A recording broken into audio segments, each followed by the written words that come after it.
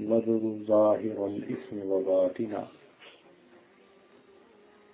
وقال الله تعالى في مقام آخر: يا أيها الناس إنما بغيكم على أنفسكم. وقال الله تعالى في مقام آخر: من يعمل سوءا يجز به. سبحان ربك رب العزة عما يصفون وسلام على المرسلين والحمد لله رب العالمين. اللهم صل على سيدنا محمد وعلى آل سيدنا محمد وبارك وسلم. اللهم صل على سيدنا محمد وعلى آل سيدنا محمد وبارك وسلم. اللهم صل على سيدنا محمد وعلى آل سيدنا محمد وبارك وسلم. وذروا ظاہر الاسم وباطنہ، چھوڑ دو وہ گناہ جو تم ظاہر میں کرتے ہو یا چھپے ہوئے کرتے ہو. قرآن مجید کی یہ آیت ہے، ہمارے لیے پروردگار کا حکم ہے، اس کو رولنگ ہے.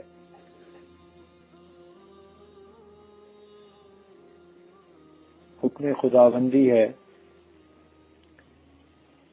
آداب شاہی کا تقاضا یہ ہے کہ ہم اس کو پریکٹس کریں. کیا ارشاد فرمایا؟ وَذَرُوا ظَاهِرَ الْإِثْمِ وَبَاطِنَهُ. Leave all the sins which you commit secretly or openly. چاہے وہ گناہ چھپ کے کرتے ہو یا گناہ لوگوں کے درمیان بیٹھ کے کرتے ہو. فون والے دوستوں سے گزارش ہے کہ وہ اب 1 گھنٹہ کے لیے اپنے فون بند کر دیں. تو ارشاد باری تعالی ہے: وَذَرُوا ظَاهِرَ الْإِثْمِ وَبَاطِنَهُ. تم چھوڑ دو وہ گناہ جو تم ظاہر میں کرتے ہو یا چھپے ہوئے کرتے ہو. گناہ کہتے ہیں اللہ رب العزت کے حکم کی نافرمانی کرنا یا نبی علیہ الصلوۃ والسلام کی سنت سے روگردانی کرنا.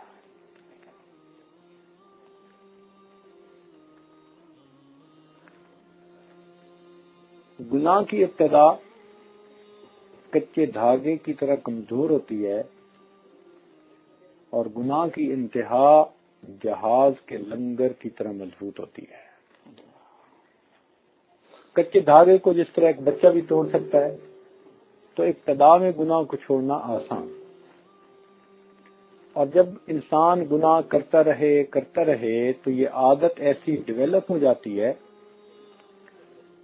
کہ جس طرح جہاز کا لنگر جہاز کو ہلنے نہیں دیتا، اینکر آف دی شپ، اسی طرح انسان کا یہ حال کہ اس کی بری عادت اس کو ہلنے نہیں دیتی. تو اللہ تعالیٰ فرماتے ہیں کہ چھوڑ دو وہ گناہ جو تم ظاہر میں کرتے ہو یا چھپے ہوئے کرتے ہو. گناہ کی مثال انسان کے جسم میں کینسر کی مانند ہے، cancerous part of the body. اگر کسی عضو میں کینسر ہو جائے، اب اس کا ایک علاج کہ اس کو آپریٹ کر دیا جائے، کاٹ دیا جائے. اگر نہیں کاٹیں گے تو یہ کینسر بڑھتا چلا جائے گا حتیٰ کہ انسان اپنی جان سے ہاتھ دھو بیٹھے گا. یہی حال گناہ کا، کہ گناہ کا ایک علاج کہ اسے چھوڑ دیا جائے. اگر انسان نہیں چھوڑے گا تو یہ گناہ بڑھتا چلا جائے گا حتیٰ کہ انسان بس اوقات ایمان سے بھی ہاتھ دھو بیٹھے. ہر چیز کے اثرات ہوتے ہیں، گناہوں کے بھی اثرات ہوتے ہیں. گناہوں کی تاثیر یہ ہے کہ انسان کتنی کامیابی سے گناہ کیوں نہ کرے، اس کا دل پریشان رہتا ہے. اس کو کوئی پوچھنے والا نہیں، کوئی اسے ٹوکنے والا نہیں، کوئی کہنے والا نہیں، اس کا دل پریشان رہے گا، اس کو سکون نہیں ہوگا. یہ گناہ کی تاثیر ہے. جہاں گناہ ہوگا وہیں دل کا اطمینان ختم ہوگا. یہ عجیب بات ہے. ہم نے کروڑوں پتی دیکھے جو چاہتے ہیں کھاتے ہیں، جو چاہتے ہیں پیتے ہیں، جہاں چاہتے ہیں سوتے ہیں، من مرضی کی زندگی گزارتے ہیں، مگر ان کے دل پریشان ہوتے ہیں. نہ دنیا سے، نہ دولت سے، نہ گھر آباد کرنے سے تسلی دل کو ہوتی ہے خدا کو یاد کرنے سے. تو دل کا سکون نہیں ہوتا ان کے پاس. آپ حیران ہوں گے، میں ایک آدمی کا بات کوٹ کر رہا ہوں اور عجیب سی ہے. اتنا بڑا وہ فیکٹری اونر تھا، بزنس مین تھا، کہ اس نے اپنی پسند کی شادی کی ہمارے ملک میں رہتے ہوئے، اور وہاں پر رہتے ہوئے وہ ہر مہینے اپنی بیوی کو 1 ملین روپیز دیا کرتا تھا. اتنے ریسورسز اس کے. بیوی نے بھی بتایا، خاوند نے بھی بتایا، 10 لاکھ روپے ہر مہینے اپنی بیوی کو گفٹ دیتا تھا. اور میاں بیوی دونوں میرے پاس اس لیے آئے کہ ہم پریشان ہیں، راتوں کو نیند نہیں آتی. اس بیوی کو بھی نیند نہیں آتی جس کو ہر مہینے 10 لاکھ روپیہ ملتا ہے، اور اس خاوند کو بھی نیند نہیں آتی کہ جس کو اپنے ریسورسز کا پتہ ہی نہیں ہے. اگر مال سے سکون ملتا تو یہ بندہ شاید دنیا کے خوش پرسکون انسانوں میں سے ایک انسان ہوتا، مگر نہیں.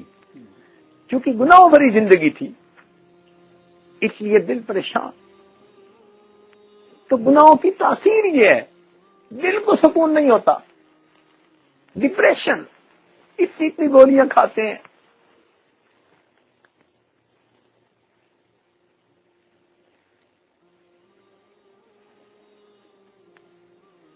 ایک ہی حل ہے دل کے سکون حاصل کرنے کا، کہ انسان گناہوں کو چھوڑے اور نیکی پر زندگی گزارے. آپ نے بڑے ہوٹلوں میں دیکھا بوفے سسٹم کھانے کا ہوتا ہے نا، کھانا پکا کے رکھ دیتے ہیں، ہر بندہ ضرورت کے مطابق لے کے بیٹھ کے کھا لیتا ہے. مگر ہر کھانے کی ٹرے کے نیچے وہ ایک کینڈل جلا دیتے ہیں، ہیٹ سورس. پوچھے نا بھائی کیوں ایسا کیا؟ وہ کہتے ہیں کھانا 2-4 گھنٹے گرم رہتا ہے. یہ گناہوں کی مثال اس کینڈل کی مانند ہے. جتنے گناہ کرتے ہیں ہم یوں سمجھیں کہ اتنی بڑی کینڈل اپنی لائف میں جلاتے ہیں، اور وہ ہیٹ ہمیں پریشان رکھتی ہے. کبھی اللہ تعالیٰ اس بندے کے بیٹی کو اس کے لیے ہیٹ سورس بنا دیتے ہیں، کبھی بیٹے کو، کبھی بیوی کو، کبھی اپنی صحت کو، کبھی اپنے بزنس کو. کہیں نہ کہیں سے اس کو ہیٹ ملتی رہتی ہے. پریشان، ایک پریشانی ختم نہیں ہوتی دوسری اوپر سے، وہ ختم نہیں ہوتی تیسری اوپر سے. پریشانیاں ہی جان نہیں چھوڑتی. یہ نہیں ہوتا کہ کھانے پینے کا کچھ نہیں، سب کچھ ہوتا ہے، مگر پریشانی ہوتی ہے. اصل وجہ کیا ہوتی ہے؟ اصل وجہ یہ ہوتی ہے کہ انسان گناہ کر رہا ہوتا ہے. چنانچہ ایک تابعی حضرت فضیل رضی اللہ عنہ فرمایا کرتے تھے کہ میں نے جب بھی اپنے اللہ کی نافرمانی کی، اس کے بدلے میں یا میری بیوی نے، یا بیٹی نے، یا بیٹوں نے، میرے ماتحتوں نے، یا میرے نوکروں نے، یا میری سواری کے جانوروں میں سے کسی جانور نے ضرور میری نافرمانی کی. یہ دستور ہے. اللہ تعالیٰ کی جو بندہ نافرمانی کرے گا، اللہ تعالیٰ اولاد کو نافرمان بنا دے، روتا پھرے گا. وہ جی بچے تو سنتے نہیں، حضرت کچھ پڑھنے کو بتا دیں، اولاد افلاطون بن گئی ہے.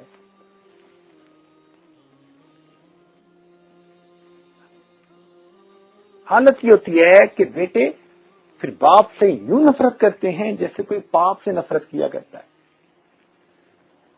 اور یہ ہاتھوں کی کمائی ہوتی ہے، جو کھیتی بوئی ہوتی ہے وہ پھر کاٹ رہے ہوتے ہیں.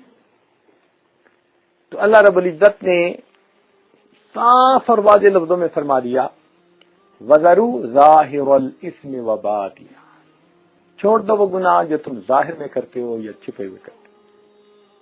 مجھے 90 میں سویڈن میں ایک کورس کرنے کا موقع ملا پروجیکٹ مینجمنٹ کے بارے میں۔ خیر وہاں رہتے ہوئے ہمیں اس ملک کے بارے میں بڑی معلومات ہوئی۔ وہ ایک فلاحی ریاست ہے اور امیر ملکوں میں سے ایک ہے۔ لوگوں کا بجٹ تو ڈیفیشنٹ ہوتا ہے نا، اس ملک کا بجٹ پروفیشنٹ ہوتا ہے۔ یعنی لوگ سوچتے ہیں پیسہ آئے گا کہاں سے اور وہ سوچتے ہیں پیسہ لگائیں گے کہاں پہ، خرچ تھوڑا آمد زیادہ۔ لہذا وہاں پر جو بھی بندہ ہوتا ہے اس بندے کو تعلیم مفت دی جاتی ہے، اس کو ہر مہینے یا تو جاب ملے گی، اگر جاب نہیں تو پھر اس کو سوشل سیکورٹی کی طرف سے اتنا ملے گا کہ ٹھاٹ کی زندگی گزار سکے۔ جس کے پاس گھر نہیں اس کو حکومت کی طرف سے گھر الاٹ کیا جائے گا، بیمار ہوگا جتنا مرضی خرچ ہو حکومت اس کا مفت علاج کروائے گی۔ تو روٹی، کپڑا، مکان، تینوں مسئلے حل۔ اس کے بعد انسان کی جنسی ضروریات ہیں، اس ملک کو ہی سیکس فری کنٹری کہا جاتا ہے۔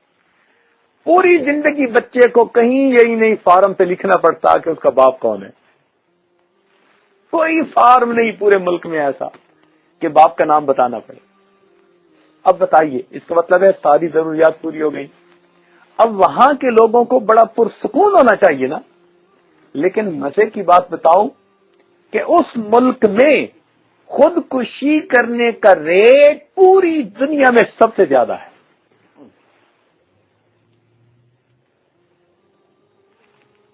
بھائی اتنی سہولیات زندگی کے مل جائیں، کوئی مسئلہ ہی نہ ہو، پھر تو بندے کو پرسکون ہونا چاہیے، مگر نہیں، خودکشی کرنے کا ریٹ پوری دنیا میں سب سے زیادہ وہاں پر ہے۔ وہاں کے ایک ڈائریکٹر کہنے لگے کہ حکومت ہماری پریشان ہے، لوگ اپلیکیشن دیتے ہیں ڈاکٹرز کو کہ اتنے میں ہم نے ریٹائرمنٹ ہونی اور اس کے اتنے عرصے بعد آپ ہمیں ایک ٹیکہ لگا دینا ہم تاکہ دنیا سے چلے جائیں۔ اتنے پریشان ہوتے ہیں، ڈاکٹروں کے پاس اپلیکیشن اتنی جمع ہو گئی، وہ کہتے ہیں ہم کریں تو کیا کریں۔ اب بتائیے، معلوم ہوا کہ قلب کا سکون کوئی اور چیز ہے، یہ فقط مال و دولت سے نہیں ملتی، یہ اپنی خواہشات اور شہوات کو پورا کرنے سے نہیں ملتی، یہ ملتی ہے جب انسان نیکی پر زندگی گزارتا ہے، اپنے پروردگار کو راضی کر لیتا ہے، پھر اللہ تعالیٰ دل کو پرسکون بنا دیتے ہیں۔ تو ہم اگر چاہتے ہیں کہ ہم بھی ایک کامیاب اور پرسکون زندگی گزاریں تو ہمیں چاہیے کہ ہم اپنے گناہوں سے سچی توبہ کر لیں اور اپنے مالک اور خالق کو راضی کرنے کی کوشش کریں۔ قرآن مجید میں ہے یا ایھا الناس انما بغیکم علی انفسکم، اے انسانوں تمہاری بغاوتیں تمہاری اپنی جانوں پر۔ کیا مطلب؟ جتنی ہم گناہ کرتے ہیں ان کا وبال ہمارے اوپر لوٹ کے آتا، کسی نہ کسی صورت میں ہم اسے فیل کریں نہ کریں۔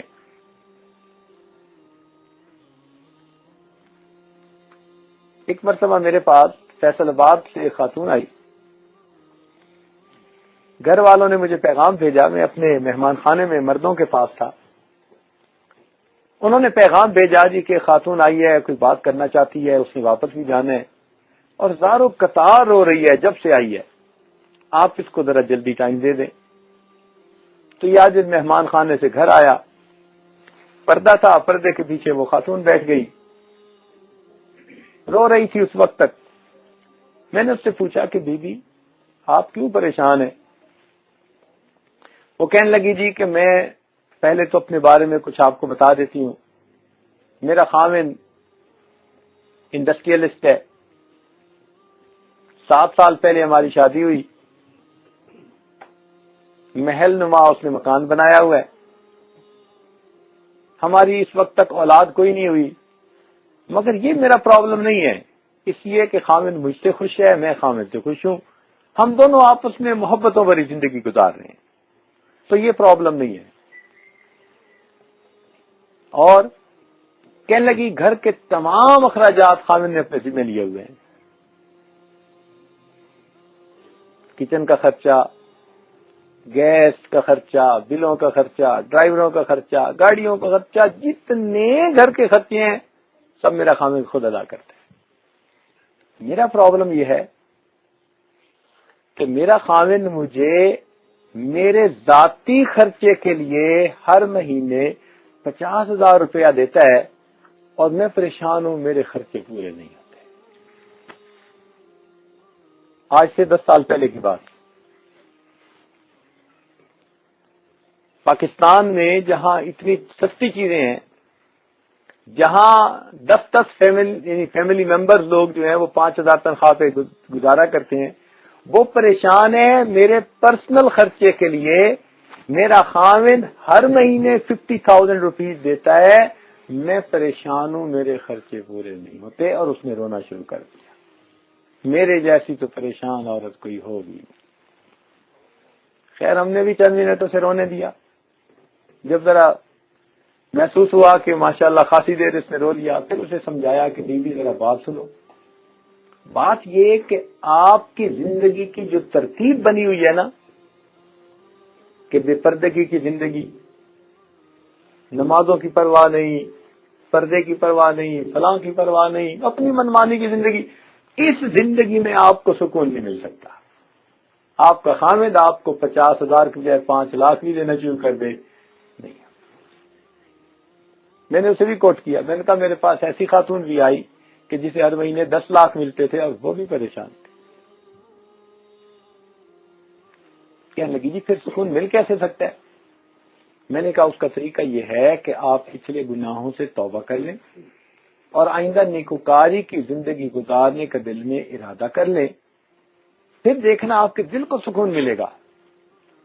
خیر اچھی خاتون تھی، کہنے لگی جی پھر آپ مجھے طریقہ بتا دیں۔ اس عاجز نے اسے توبہ کے کلمات پڑھا دیے اور کچھ ضروریات دین کے بارے میں بتا دیا، تو وہ خاتون چلی گئی۔ تیسرے یا چوتھے مہینے اس نے فون کیا اور فون پر بتانے لگی کہ حضرت جو آپ نے بتایا میں نے ہو بہو اپنی زندگی اس کے مطابق بنا لیا ہے، بڑی پرسکون زندگی گزارتی ہوں حضرت، میرا ذاتی خرچہ مہینے کا 15,000 میں پورا ہو جاتا ہے اور میرے باقی پیسے میں یتیموں، بیواؤں اور غریبوں کے اوپر خرچ کرتی ہوں۔ پرسکون زندگی گزار رہی تھی۔ تو سچی بات یہ ہے کہ ہم نے اپنے گناہوں کے سبب اپنے آپ کو پریشان کیا ہوا ہوتا ہے۔ اگر ہم یہ گناہ چھوڑ دیں تو ہماری زندگی پر سکون ہو جائے۔ اس لیے ارشاد فرمایا وَذَرُوا ظَاهِرَ الْإِثْمِ وَبَاطِنَهُ، چھوڑ دو وہ گناہ جو تم ظاہر میں کرتے ہو یا چھپے ہوئے کرتے ہو۔ گناہوں سے توبہ کرنا اللہ رب العزت کو بہت پسند ہے، اتنا پسند کہ حدیث پاک میں فرمایا گیا التائب حبیب اللہ، توبہ کرنے والا اللہ کا دوست ہوتا ہے۔ یعنی جو بندہ گناہوں سے سچی توبہ کر لیتا ہے، پروردگار عالم اس بندے کو اپنے دوستوں میں شامل فرما لیتے ہیں، اپنے دوستوں میں شامل فرما لیتے ہیں۔ اور اللہ تعالیٰ نے توبہ کا دروازہ ہر وقت کھلا رکھا ہے۔ اس لیے کھلا رکھا کہ معلوم نہیں میرا کون سا بندہ کس وقت توبہ کرے، ایسا نہ ہو اس کی توبہ کی قبولیت میں دیر ہو جائے۔ ہر وقت توبہ۔ ہاں جب انسان کا سانس اکھڑتا ہے نا، موت کے وقت یہ گھنگرو بجتا ہے، اس وقت پھر توبہ کا دروازہ بند ہو جاتا ہے، اس سے پہلے پہلے مہلت ہے۔ جتنے مرضی گناہوں کسی کے پاس، حتیٰ کہ ایک بندہ پیدا ہوا اس نے ہوش سنبھالا اور گناہ کرنے شروع کیے، ساری زندگی گناہ کرتا رہا، پھر بھی اس کے گناہ تھوڑے ہیں، اللہ رب العزت کی رحمت زیادہ ہے، اگر وہ توبہ کرے گا اللہ تعالیٰ اس کی توبہ کو قبول فرما لے۔ اور اللہ تعالیٰ کی عادت کوئی نہیں ہے کہ تمہارے 5 چانس ہیں، تمہارے 10 چانس ہیں، تمہارے 100 چانس ہیں، گنتی کوئی نہیں. ایک بندے نے جتنی مرضی گناہ کیے، اگر وہ ڈیسائیڈ کر لیتا ہے کہ اب میں نے توبہ کرنی ہے، اللہ تعالیٰ کے ہاں اس کو آر نہیں دلائی جاتی، کوئی ایج لیمٹ بھی نہیں ہے. اچھا 65 سال گناہ کرتے رہے، اب بڈھے ہو کے آئے ہو، 90 سال گناہ کرتے رہے، اب کمر دوری ہو گئی، آنکھ سے دیکھا نہیں جاتا، پاؤں سے چلا نہیں جاتا، اب تمہیں یاد آئی میری عبادت، اب آئے ہو توبہ کرنے؟ نہیں. 90 سال کا بوڑھا جو گھر میں وقت گزارتا ہے تو کوئی اس کی بات ہی نہیں سنتا، جو کھانستا رہتا ہے تو بچے کہتے ہیں کہ ابو آپ کو کیا ہے، ہر وقت کھانستے رہتے ہیں. 2 بندوں میں بیٹھنا اس کے لیے مشکل ہوتا ہے. جو دنیا کی محفلوں کے قابل نہ رہا، اگر وہ بھی اللہ کے حضور چل کے آتا ہے تو پروردگار نہیں فرماتے کہ 100 چوہے کھا کے بلی حج کو چل لی. نہیں، اللہ کے ہاں دستور یہ ہے اپنی موت سے پہلے جو میرے گھر کی طرف چل کے آئے گا میں پروردگار اس کی توبہ کو قبول کر لوں گا. کوئی گناہوں کی لمٹ نہیں ہے، تم نے اتنے کیے، تم نے اتنے کیے، تم نے اتنے کیے، نہیں. جتنے بھی گناہ کیے پروردگار یاد نہیں دلاتے. لوگوں کا تو یہ ہوتا ہے نا کہ کسی بندے سے ناراضگی ہے، سلو کرنے جاؤ، وہ آگے سے سب باتیں یاد دلائے گا، دیکھ میں نے یہ تیرے ساتھ بھلا کیا، یہ بھلا کیا، یہ بھلا کیا. اللہ تعالیٰ کے ہاں یہ یاد دہانی بھی نہیں. بندہ آتا ہے، توبہ کرتا ہے، اللہ رب العزت اس کی توبہ کو قبول فرما لیتے ہیں. وہ مالک کتنا کریم ہے، وہ مالک اپنے بندوں پہ کتنا مہربان ہے. بلکہ دنیا والوں سے ایک دفعہ مانگو کوئی چیز تو وہ دے دیں گے، دوسری دفعہ مانگو تو آگے سے موڈ بنائیں گے، اور تیسری دفعہ ملنا چھوڑ دیں گے، اور چوتھی دفعہ زبان سے کہہ دیں گے بھائی آپ کو مزید تعلق رکھنے کی ضرورت نہیں، ہر وقت مانگتے ہی رہتے ہیں. تو دنیا کا یہ حال کہ چند دفعہ مانگو تو تعلق توڑ لیتے ہیں، اور اللہ رب العزت کا یہ معاملہ ایک دفعہ مانگو وہ دیتا ہے، دوسری دفعہ مانگو وہ دیتا ہے، تیسری دفعہ ہر بار مانگو، بار بار مانگو، جتنی بار مانگو گے اتنی بار اللہ تعالیٰ عطا فرماتے ہیں. بلکہ جو بندہ ہر چیز اللہ سے مانگے، ہر حال میں اللہ سے مانگے، اللہ رب العزت اسے اپنے اولیاء میں شامل فرما لیتے ہیں. فرماتے ہیں یہ تو کسی اور سے مانگتا ہی نہیں، صرف مجھ ہی سے مانگتا ہے، اس لیے یہ میرے دوستوں میں شامل ہوتا ہے. اللہ رب العزت تو اتنا دیتے ہیں، اتنا دیتے ہیں. ہمیں چاہیے ہم اپنے گناہوں سے توبہ کر کے اپنے رب کو منانے کی کوشش کریں. سب سے آسان کام دنیا میں اگر کوئی ہے نا تو وہ رب کو منانا ہے، سب کو آسان. میں نے ایک مرتبہ ایک بچیوں کا مدرسہ تھا، بخاری شریف کی تعلیم یافتہ بچیاں تھیں، ان کا وائوا لے رہا تھا، انٹرویو لے رہا تھا. میں نے ایک کوشچن ان سے پوچھا کہ یہ بتاؤ کہ دنیا میں کس کو منانا سب سے آسان کام ہے. جب میں نے یہ پوچھا تو ایک بچی نے جواب دیا جی ماں کو منانا سب سے آسان. میں نے پوچھا وہ کیوں؟ کہنے لگے جی اس لیے کہ ماں کے دل میں اللہ نے محبت ہی ایسی ڈال دی ہے اولاد کی کہ اس کو منانا سب سے آسان. میں نے کہا کوئی اور اس کی دلیل دو. کہنے لگی جی میں گھر میں دیکھتی ہوں میرے بڑے بھائی جان ہیں، کبھی کبھی اگر وہ الٹا سیدھا کوئی کام کر لیتے ہیں تو امی ان کو ڈانٹ ڈپٹ کرتی ہے، سمجھاتی ہے یہ نہیں کرو یہ نہیں کرو، اور بھائی موڈ بنا کے باہر نکل جاتا ہے تو وہی امی جو اس کو ڈانٹ رہی تھی تھوڑی دیر کے بعد مصلے پہ بیٹھی رو رہی ہوتی ہے، دعا مانگ رہی ہوتی ہے، اللہ میں نے بیٹے کو ڈانٹا تو ہے مگر میرا بیٹا کوئی انتہائی قدم نہ اٹھا لے، اللہ خیریت سے واپس آ جائے. اب وہ بیٹھی رو رہی ہے. میں کہتی ہوں امی رو کیوں رہی ہو؟ کہتی ہے بیٹی ڈانٹا تو اس لیے کہ سمجھانا تھا مگر میں چاہتی ہوں کہ بیٹا جلدی آ جائے میں اسے دیکھوں، اور اگر بیٹا رات تک نہیں آتا گھر کے سارے لوگ کھانا کھا لیں گے، امی کھانا نہیں کھائے گی کہ میرا بیٹا گھر سے باہر ہے، پتہ نہیں اس نے کھایا یا نہیں، وہ آئے گا تو میں کھانا کھاؤں گی. پھر نیند کا وقت ہوتا ہے تو سارے لوگ سو جاتے ہیں، امی نہیں سوتی، کیروٹیں بدلتی رہتی ہے، آنکھیں نیند سے بوجھل ہوتی ہیں، جاگتی رہتی ہے کہ بیٹا آئے گا تو میں اسے کھانا دوں گی، ایسا نہ ہو کہ میرے بیٹے کو دروازے کے باہر انتظار میں کھڑا ہونا پڑے۔ اور بیٹا آتا ہے اور آ کے اپنے کمرے میں گھس جاتا ہے، امی میرے پاس آتی ہے، کہتی ہے بیٹی وہ اپنے کمرے میں چلا گیا، تم ذرا کھانا بنا کے اپنے بھائی کو دو تو صحیح۔ میں کہتی امی اس نے کمرہ بند کر لیا، اب وہ کہاں کھولے گا، اچھا صبح دے دیں گے۔ نہیں بیٹی اس کو بھوک لگی ہوگی، کیسے مجھے نیند آئے گی اگر میرا بیٹا بھوکا ہے؟ تو ماں کا یہ حال کہ کیسے نیند آئے گی اگر اس کو بھوک لگی ہوئی ہوگی۔ اگلے دن صبح امی فجر پڑتے ہی میرے پاس آتی ہے، اچھا ناشتہ بنا کے بھائی کو دو۔ میں کہتی ہوں امی ایک طرف تو آپ اتنی ناراض ہیں اور دوسری طرف کہتی ہیں کہ اس کو جلدی کھانا دو۔ بیٹی میں کیا کروں، آخر ماں ہوں نا، تو میرے دل میں بچے کی محبت۔ اچھا امی آپ چاہتی کیا ہیں؟ تو ماں کہے گی بس میں یہ چاہتی ہوں کہ تیرا بھائی آ کر میرے سامنے سوری کر لے، ایکسکیوز کر لے، معذرت کر لے، تو بس میں اس کو جو ہے راضی ہو جاؤں گی۔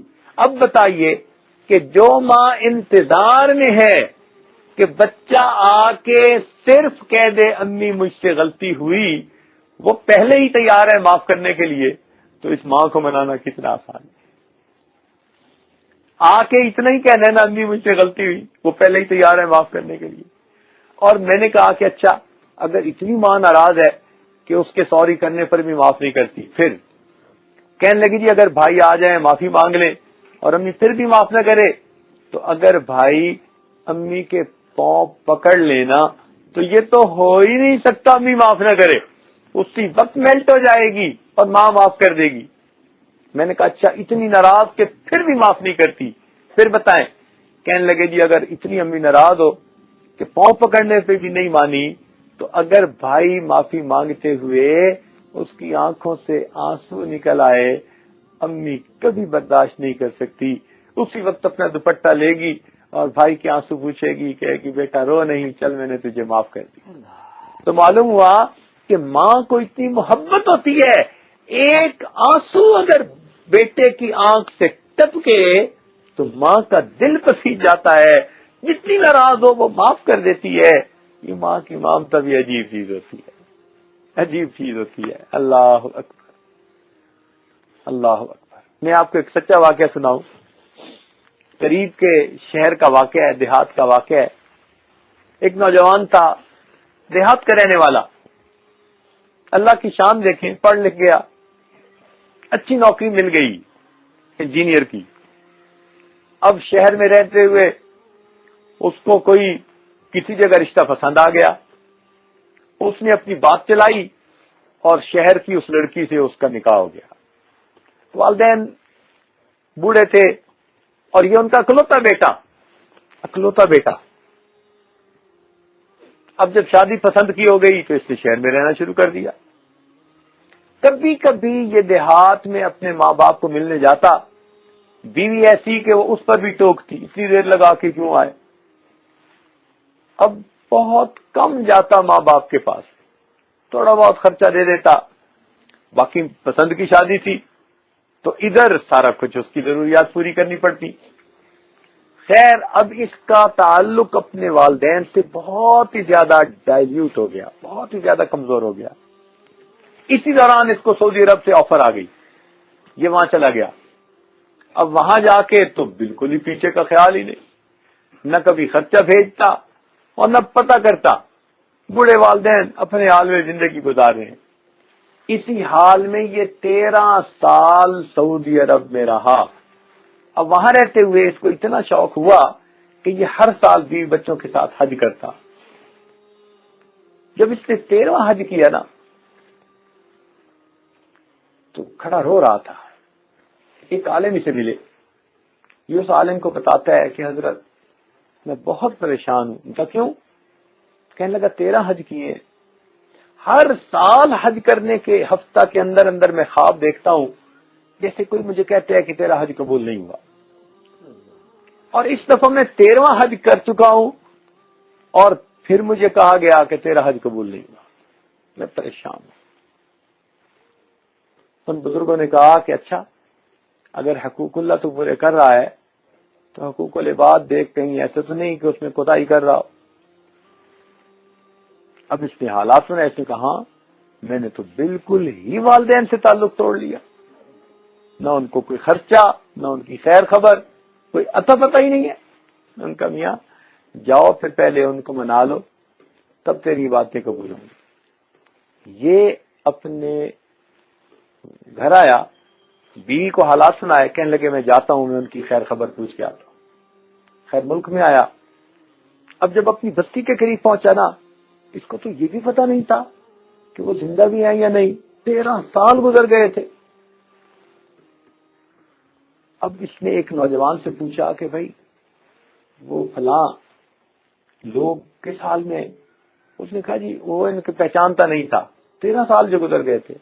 انہوں نے کہا ان کا ایک نوجوان بیٹا تھا، وہ تو پتہ نہیں کہاں چلا گیا، بہرحال اس کے والدین اسے یاد کرتے تھے، تو والد کچھ عرصہ ہوا فوت ہو گیا، ماں اس کی زندہ ہے، لیکن اس کے بھی ہے آنکھوں پہ موتیا بند آ گیا، کالا موتیا، یعنی بینائی چلی گئی، اور پچھلے دنوں اس پر فالج بھی اٹیک ہوا ہے، پتہ نہیں اب وہ کے سال میں ہے، وہ بھی لگتا ہے تھوڑے دن کی مہمان۔ اب جب اس نے یہ سنا تو اس کو بڑا صدمہ ہوا۔ اب اس صدمے کی وجہ سے یہ گھبرائے ہوئے دل کے ساتھ آگے جا رہا تھا، چلتے چلتے اپنے گھر کے دروازے پہ پہنچا، کواڑ بند تھے مگر کنڈی کوئی نہیں لگی ہوئی تھی۔ اس نے آہستہ سے دروازہ کھولا، اندر گیا۔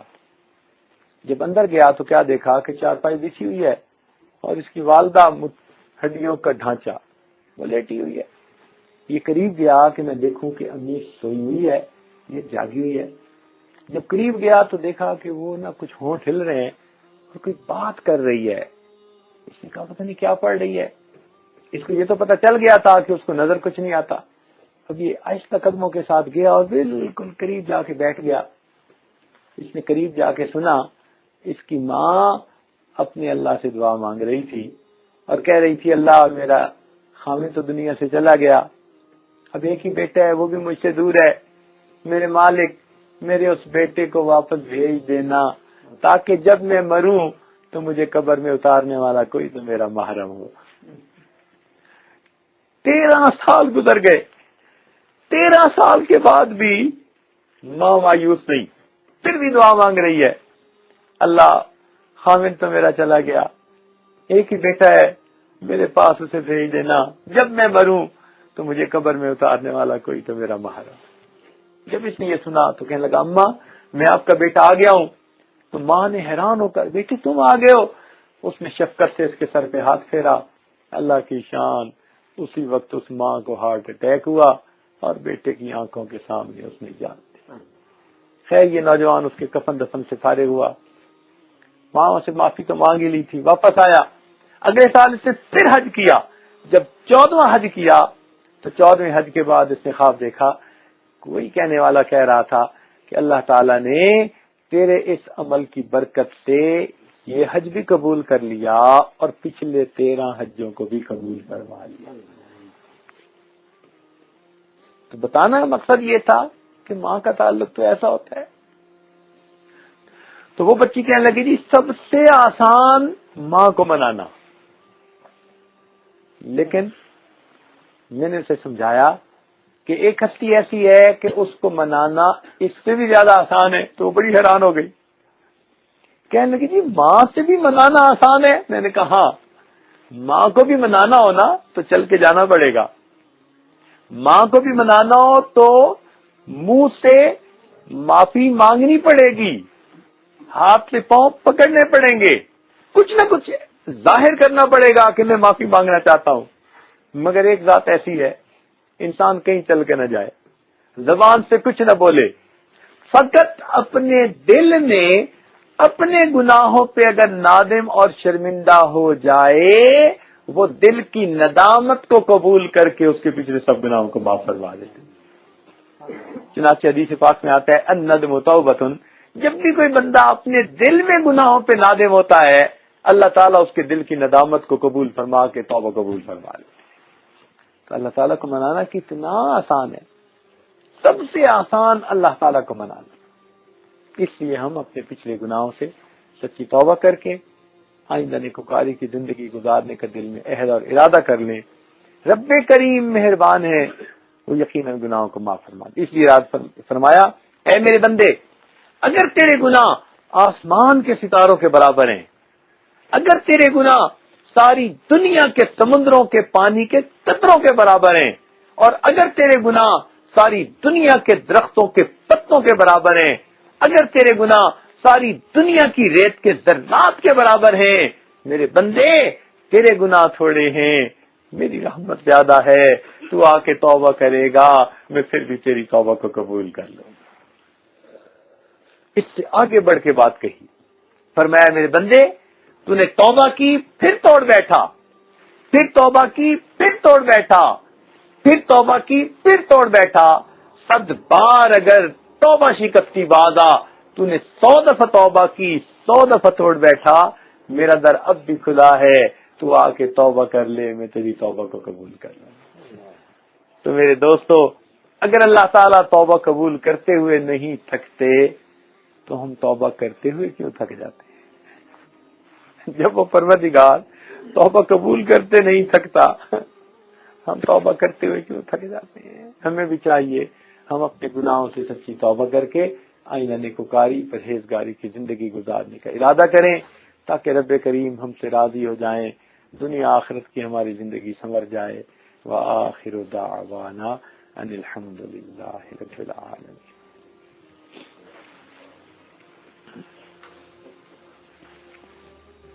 مراقبہ کر لیں گے، اپنے دل میں اللہ کو یاد کر لیں گے، پھر اس کے بعد انشاءاللہ ہم دعا کر لیں گے. سب حضرات تھوڑی دیر کے لیے ساری دنیا کو بھول جائیں، اللہ تعالیٰ کی یاد میں ڈوب جائیں، آنکھوں کو بند کر لیں، سر کو جھکا لیں، دنیا اور جو کچھ دنیا میں ہے اس سے ہٹ کٹ کے اللہ تعالیٰ کی یاد میں ڈوب جائیں. آنکھوں کو بند کر لیجئے، سر کو جھکا لیجئے، دنیا جو کچھ دنیا میں ہے اس سے ہٹ کٹ کے اللہ تعالیٰ کی یاد میں ڈوب جائیے. انسان جب اپنے اندر جھانکتا ہے اسے اپنی اصل تصویر نظر آتی ہے. اپنے من کے دریچے کو کھولیے، اپنی اصل تصویر کو دیکھیے.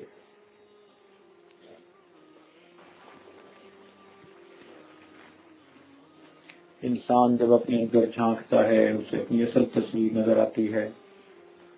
اپنے من کے دریچے کو کھولیے، اپنی اصل تصویر کو دیکھیے. یہ تصور کیجئے اللہ رب العزت کی رحمت آ رہی ہے، دل میں سما رہی ہے، دل کی ظلمت اور سیاہی دور ہو رہی ہے، اور دل کہہ رہا ہے اللہ اللہ اللہ.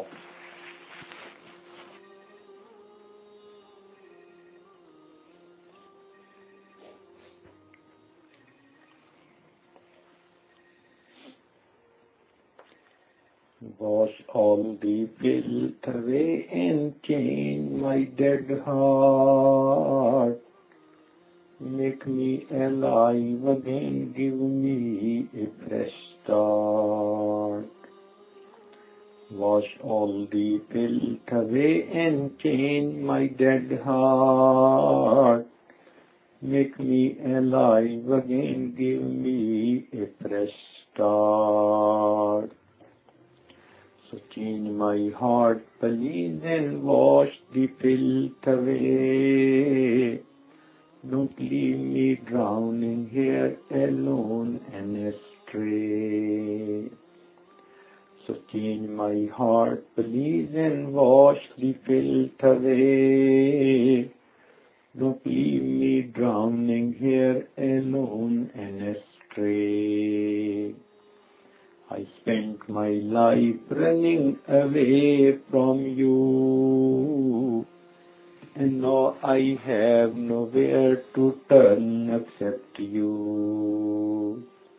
I spent my life running away from you, and now I have nowhere to turn except you. I turn to you and begging you to be saved. I turn to you and begging you to be saved, and change me into an obedient slave. Wash all the filth away and change my dead heart.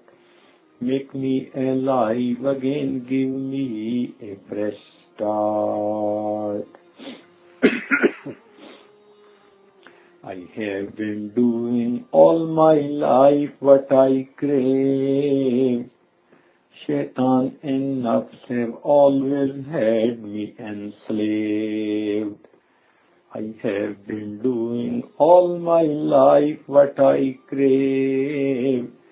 Shaitan and nafs have always had me enslaved. I am ashamed that I have broken your rules. Worship my nafs and you ignorant fools.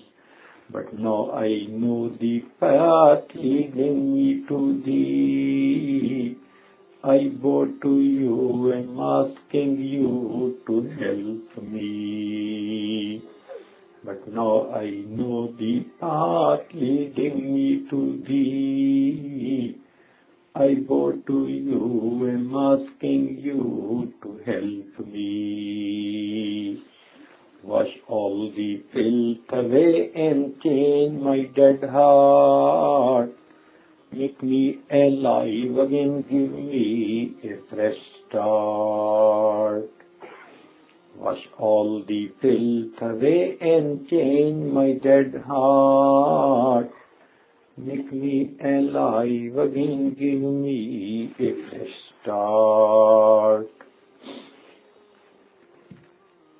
I wish your name to be engraved in my heart.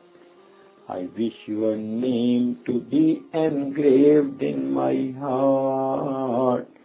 I will be grateful to you, change this dead heart. I wish your name to be engraved in my heart.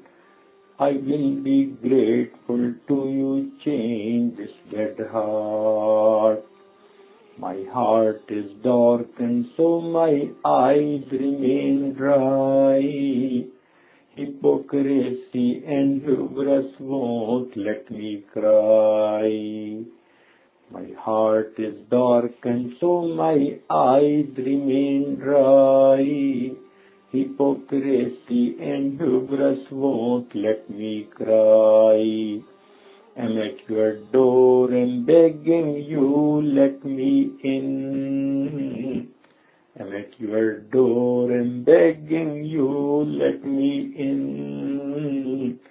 Don't push me back to my hopeless life of sin.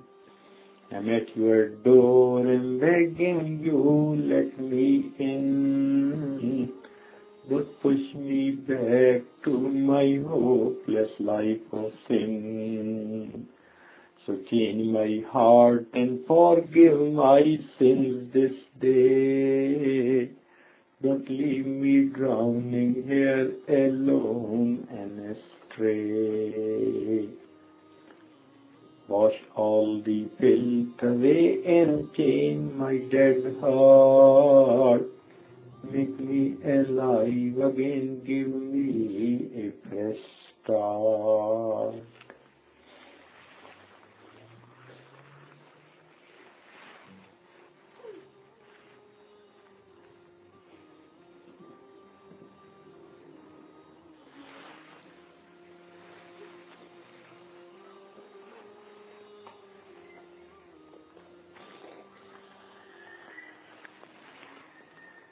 لا الہ الا اللہ محمد رسول اللہ. دعا کیجیے. سبحان ربی العلی الوهاب. اللهم صل علی سیدنا محمد وعلی آل سیدنا محمد وبارک وسلم.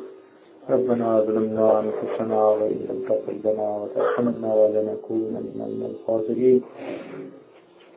اے مالک ہم آپ کے عاجز مسکین بندے ہیں. ہمارے گناہوں کو معاف فرما. ہماری خطاؤں سے درگزر فرما. ہمارے عیبوں کی پردہ پوشی فرما. اللہ ہماری نگاہوں کو پاک فرما. ہمارے دلوں کو صاف فرما. ہمارے سینوں کو اپنی محبت سے لبریز فرما. ابھی عشق کی آتش ہمارے سینوں میں پیدا فرما. ہمارے انگ انگ سے اپنے ذکر کو جاری فرما. روئے روئے سے اپنے ذکر کو جاری فرما. ہماری ہڈی ہڈی بوٹی بوٹی میں اپنی محبت پیدا فرما۔ اللہ جو گناہ ہم نے دن میں کیے معاف فرما، جو راتوں میں کیے معاف فرما، جو محفل میں کیے معاف فرما، جو تنہائیوں میں کیے معاف فرما۔ اللہ جو گناہ ہمیں یاد ہے وہ بھی معاف فرما، جو ہم کر کے بھول گئے وہ گناہ بھی معاف فرما۔ اے مالک ہمیں برے دن سے محفوظ فرما، بری رات سے محفوظ فرما، برے کاموں سے محفوظ فرما، بری محفلوں سے محفوظ فرما، برے دوستوں سے محفوظ فرما۔ اللہ ہمیں برے انجام سے محفوظ فرما۔ اللہ ہمیں ہدایت ملنے کے بعد گمراہی سے محفوظ فرما۔ اللہ ہمیں سیدھا رستہ ملنے کے بعد بھٹکنے سے محفوظ فرما۔ اے اللہ ہمیں عزت ملنے کے بعد ذلت سے محفوظ فرما، جگمگانے سے محفوظ فرما۔ اے اللہ جگ ہنسائی سے محفوظ فرما، ذلت و رسوائی سے محفوظ فرما۔ اے اللہ ہمارے صحت میں برکت عطا فرما، علم میں برکت عطا فرما، عمل میں برکت عطا فرما، کاموں میں برکت عطا فرما، رزق میں برکت عطا فرما، عزت میں برکت عطا فرما، قدم قدم اپنی برکت شامل حال فرما۔ اللہ ہماری اولادوں کو نیکوکار بنا، فرما بردار بنا، ماں باپ کی آنکھوں کی ٹھنڈک بنا۔ اے اللہ جن گھروں میں پڑھنے والے بچے ہیں ان کی قوت حافظہ کو اچھا فرما، جو بچے جوان ہیں ان کے مستقبل کو روشن فرما، ان کے ماں باپ کے لیے ان کے فرض ادا کرنے آسان فرما۔ اللہ اولاد کے غموں سے محفوظ فرما، اولاد کے دکھوں سے محفوظ فرما، اولاد کی پریشانیوں سے محفوظ فرما۔ میرے مولا ہماری جان مال کی حفاظت فرما، عزت آبرو کی حفاظت فرما، ہمارے ایمان کی حفاظت فرما۔ رب کریم ہمارے ساتھ درگزر کا معاملہ فرما۔ اے اللہ ہمیں نماز کی حضوری نصیب فرما، سجدے کا سرور نصیب فرما، قرآن پاک پڑھنے کا لطف نصیب فرما، رات کے آخری پہر کے مناجات کی لذت نصیب فرما۔ اللہ ہمیں ایمان حقیقی کی حلاوت نصیب فرما۔ رب کریم ہماری ان دعاؤں کو اپنی رحمت سے قبول فرما۔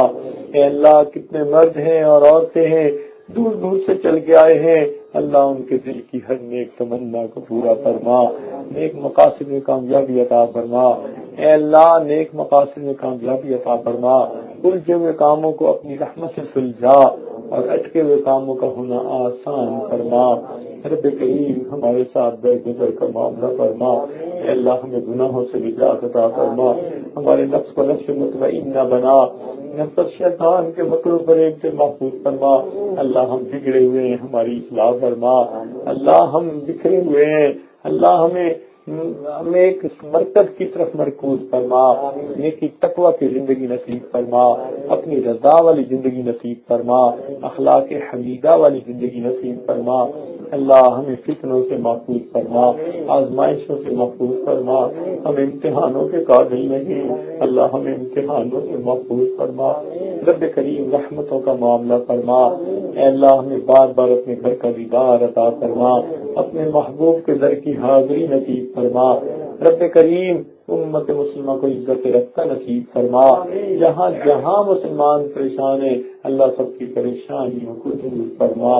رب کریم ہماری ان دعاؤں کو اپنی رحمت سے قبول فرما۔